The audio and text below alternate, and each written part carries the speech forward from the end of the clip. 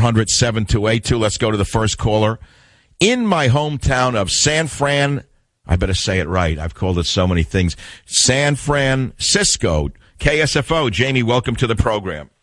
Hi, thanks. I'm a soccer mom. I'm the wife of a police officer, and I've been turned off by Obama for a really long time. But what really, really put the nail in the coffin was when he started pandering to women and talking about all these government programs that appeal to women as if we can't take care of ourselves in any respect. Also, too, the final straw really, really, really was when in the debates he seemed absolutely combative and mad and not in control of himself at all. And he was condescending and he was rude and belittling with the bayonet comment, and I couldn't even handle it. You know, this is interesting. It's a very interesting answer you just gave, Jamie, and I'll tell you why. I have been in radio for 18 years, and I've heard, virtually everything you could possibly hear from women, from men.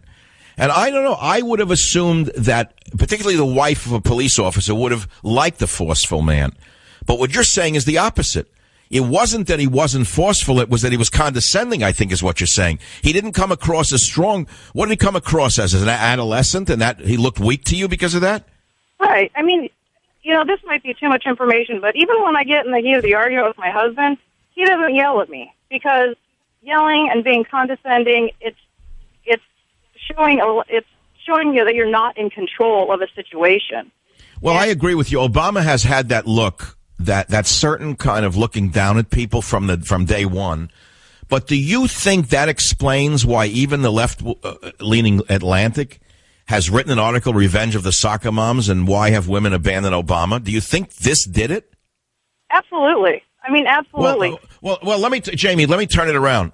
Because this poll or this trend has been going on for a little while now of women jumping ship from Obama.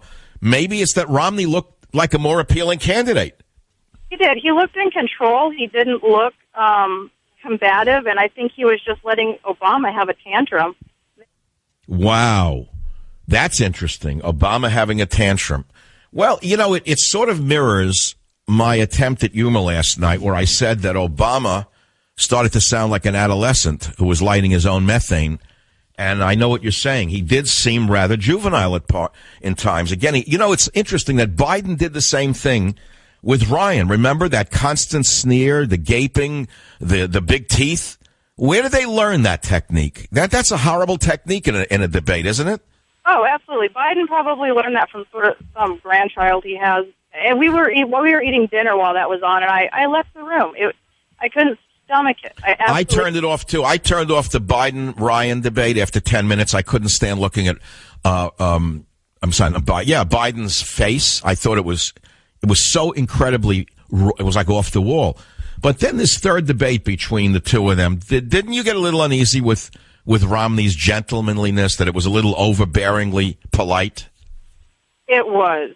There was times when I wanted him to be strong, but at the same time, whenever someone's being a baby like that, how do you react? So you keep going back to the fact that Obama turned you off as a woman because he was petulant and adolescent.